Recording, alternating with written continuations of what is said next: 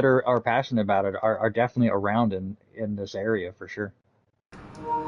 Yeah, no doubt. Okay, so speaking of video games, a video game that is pretty popular that me and Treeb and I don't know if you did is wrestling, and I understand that you have, and I'm very excited to get into this, but backyard wrestling, as far as I don't know, like people in the wrestling industry would call it garbage wrestling, like ECW, that Right. kind of hardcore stuff. It like just, I just want you to give me the rundown on how you got into it, because I'm sure that there's an interesting story there. And I have enough brain cells that I lost from doing backyard wrestling that I don't know if I can recount a lot of it.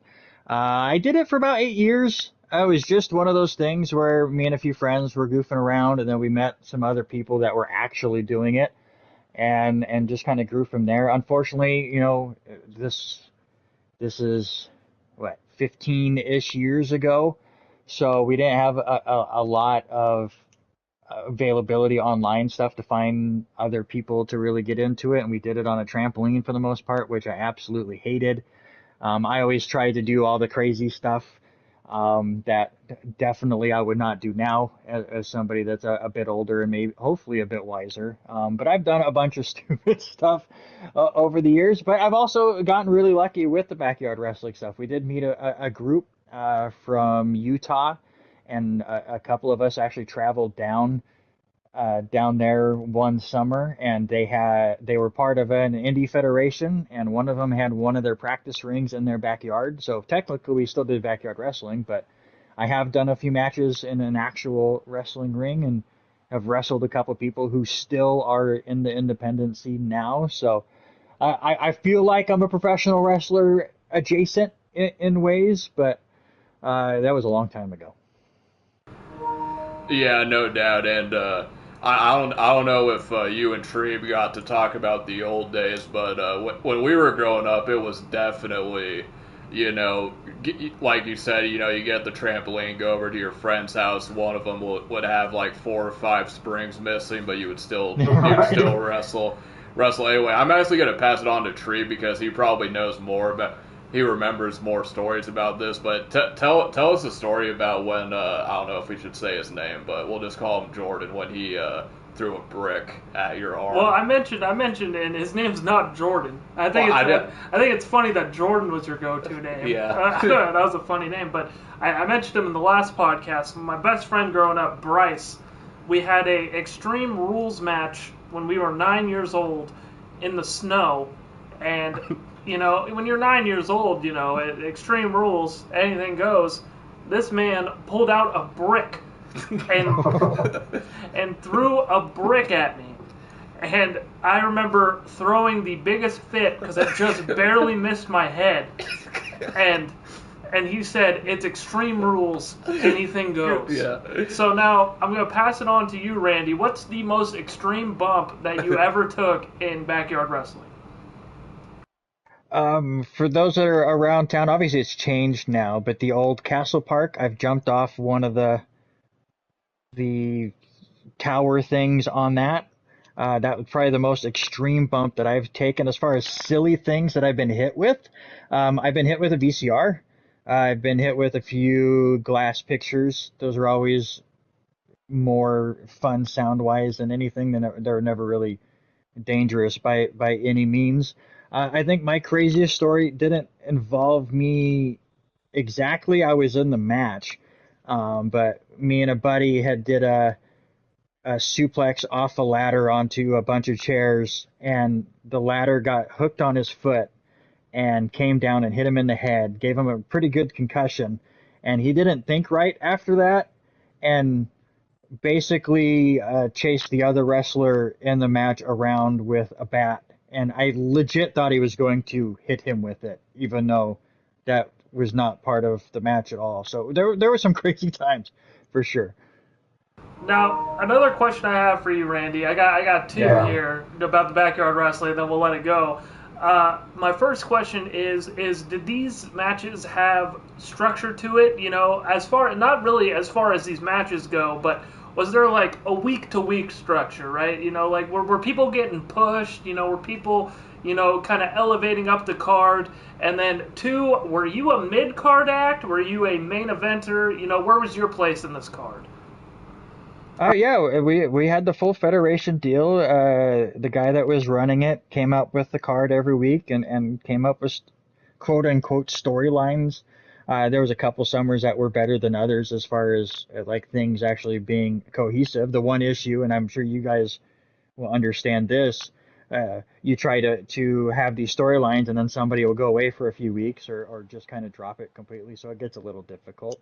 We came up with the brilliant idea of buying a bunch of masks. So I think I had 4 or 5 characters by the end of our run, just so it looked like our roster was stacked, but it was literally just 6 of us at that point.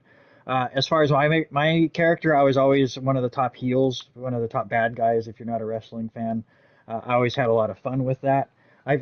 My nickname came from my wrestler, and then the young kids have killed it.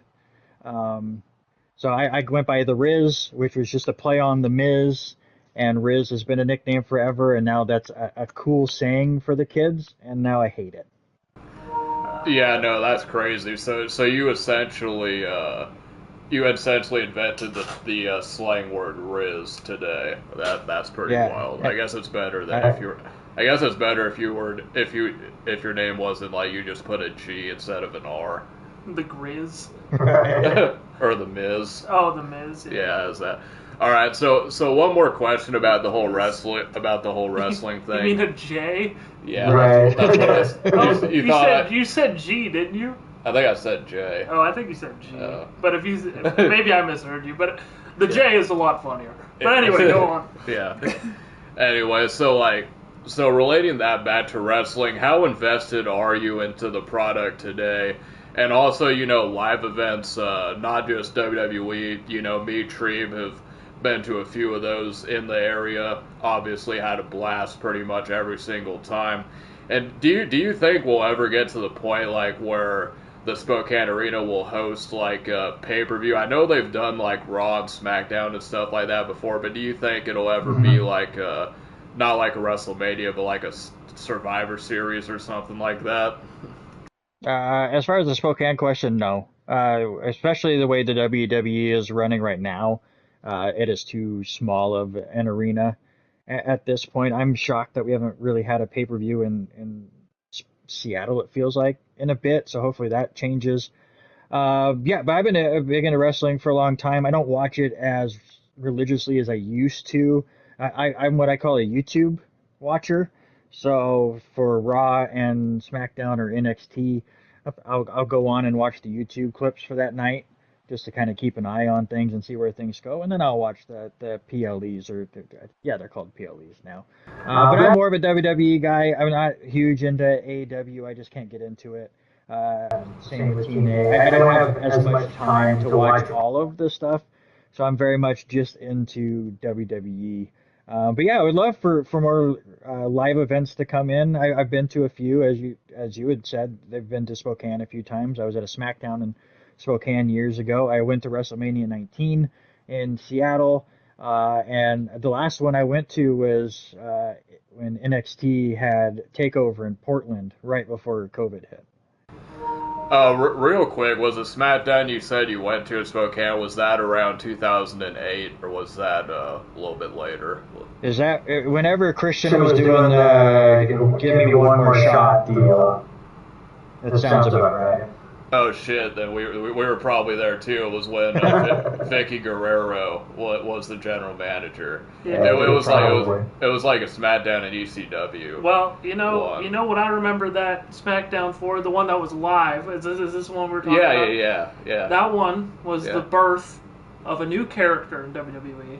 The most memorable character in WWE history. Do you know who it was, Trey? I'm blanking on.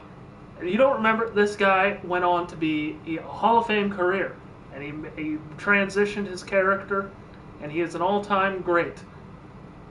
I mean, I remember like it was Kung Fu Naki. Kung Fu Naki. Yeah, it was Funaki, but he transitioned to Kung Fu Naki. That's awesome. All right, and real quick, because like you were talking about wrestling on YouTube, and I just want to know because obviously you have the WrestleLamias, it's a lot more like producer like. But do you remember, like, I don't know, like, were you into YouTube back when there was all these weirdos like the IWC back in the day when there was just like these weirdo YouTube channels, and probably the weirdest one of them is still going on YouTube, and all of them have been pretty much taken away? Or do you know what I'm talking about at all? Do you? I'm sure I watched some of them, but I can't remember a lot of the ones that I was watching back then.